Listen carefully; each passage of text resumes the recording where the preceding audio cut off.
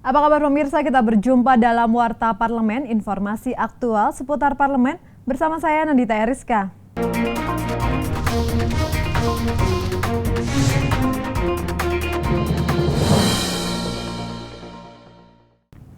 Rancangan Undang-Undang tentang Kebidanan yang sedang dibahas Komisi 9 DPR RI diharapkan dapat memberikan perlindungan hukum dan kesejahteraan bagi para bidan, terutama yang bertugas di daerah terpencil dan wilayah perbatasan. Tim Panitia Kerja Komisi 9 DPR RI melakukan kunjungan kerja spesifik ke Kabupaten Belu, Provinsi Nusa Tenggara Timur baru-baru ini dalam rangka menggali masukan dan aspirasi terkait pembahasan rancangan undang-undang tentang kebidanan. Tim Panja melakukan pertemuan dengan Kepala Dinas Kesehatan, BPJS, Puskesmas, RSUD Kabupaten Atambua, dan perwakilan bidan se-Kabupaten Belu. Wakil Ketua Komisi 9 DPR RI Syamsul Bahri mengatakan, dalam draft rancangan undang-undang tentang kebidanan akan diatur mengenai pendidikan kebidanan dan akses bagi para bidan untuk menempuh pendidikan kebidanan.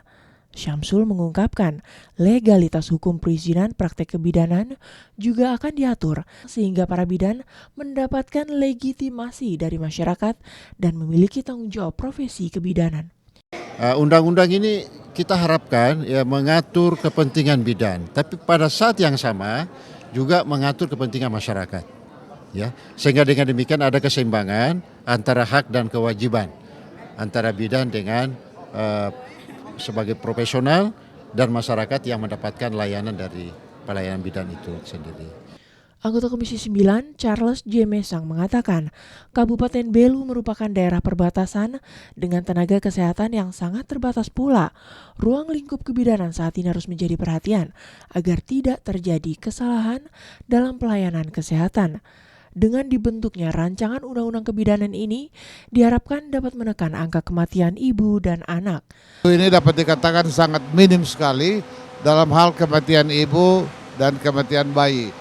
Dan sekarang itu sasaran kita karena di dalam MDGs itu ditekankan tentang bagaimana menekan kematian ibu dan anak. Dan untuk itu kita perlu menambah lagi tenaga-tenaga kesehatan agar supaya maksud dan tujuan kita bisa tercapai. Anggota Komisi 9 DPR RI Marwanda Sopang juga mengharapkan pembahasan draft rancangan undang-undang tentang kebidanan tidak dilakukan dengan terburu-buru karena masih banyak yang harus dikaji dan diperlukan banyak diskusi dari seluruh pihak terkait agar undang-undang kebidanan yang dihasilkan dapat mengakomodasi semua kepentingan.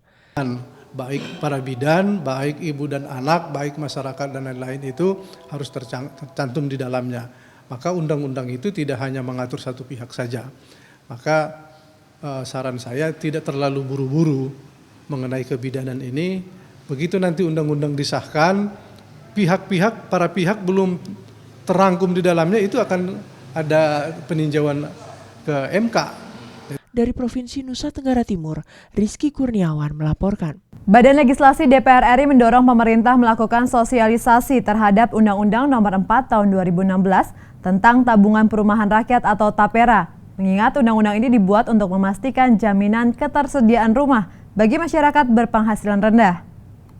Badan Legislasi DPR RI melakukan kunjungan kerja spesifik ke Kota Medan, Provinsi Sumatera Utara, guna melakukan sosialisasi terhadap Undang-Undang Nomor 4 Tahun 2016 tentang Tabungan Perumahan Rakyat atau TAPERA.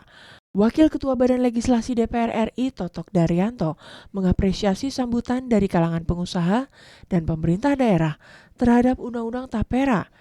Ia berharap agar semua pihak ikut mengawal proses implementasi Undang-Undang TAPERA agar benar-benar dapat meringankan beban masyarakat. Karena menyediakan perumahan bagi seluruh rakyat, terutama yang berpenghasilan rendah, adalah tugas dari negara. Agar peraturan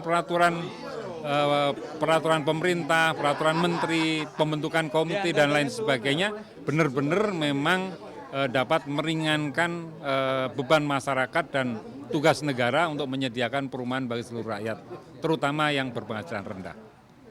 Totok meminta agar tidak ada pihak, terutama pengusaha, yang menganggap Undang-Undang TAPERA sebagai beban.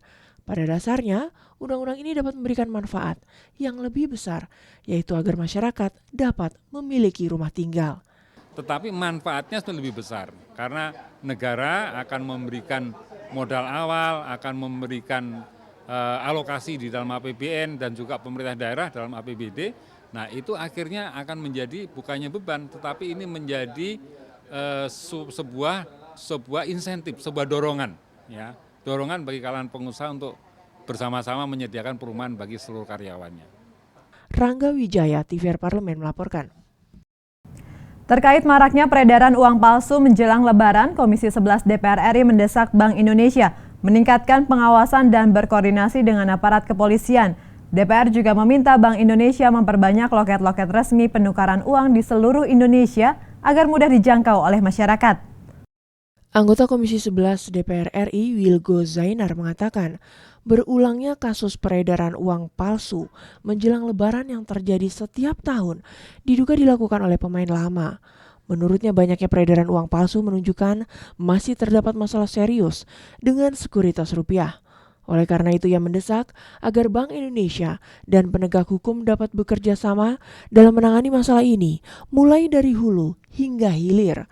Wilgo mengungkapkan maraknya peredaran uang palsu tidak hanya terjadi saat Ramadan dan Idul Fitri, namun juga terjadi pada saat proses pemilihan kepala daerah ataupun pemilihan umum. BI bagaimana mengantisipasi, bagaimana menindaklanjutin hasil temuan itu sehingga kemudian uang itu bisa ditarik dari peredarannya untuk dimusnahkan. Ya, tetapi kalau uang itu sudah beredar dan kemudian pihak yang merasa dirugikan minta untuk diganti, saya kira BI tidak punya klausula itu. Senada dengan Wilgo Zainar, anggota Komisi 11 DPR RI Joni G. Plate mengatakan, Bank Indonesia harus melakukan koordinasi dan komunikasi yang baik dengan aparat penegak hukum agar dapat memberantas peredaran uang palsu. Ia mengharapkan agar aparat penegak hukum dapat memberikan hukuman seberat-beratnya hingga menimbulkan efek jera. Joni menambahkan, peredaran uang palsu sangat berpengaruh terhadap inflasi. Ini penting sekali. Peredaran uang palsu ini berbahaya karena apa? Akan meningkatkan inflasi kita. Akan meningkatkan jumlah uang yang beredar yang tidak layak gitu. Kita harus menjaga, BI harus memastikan bahwa M1 yang beredar itu benar-benar di bawah kontrol atau hasil cetakan Bank Indonesia dan Perori. Rohim Nugraha, TVR Parlemen melaporkan. Demikian Warta Parlemen kali ini, sampai jumpa pada Warta Parlemen berikutnya. Terima kasih atas perhatian Anda, saya Nandita Eriska, wassalam.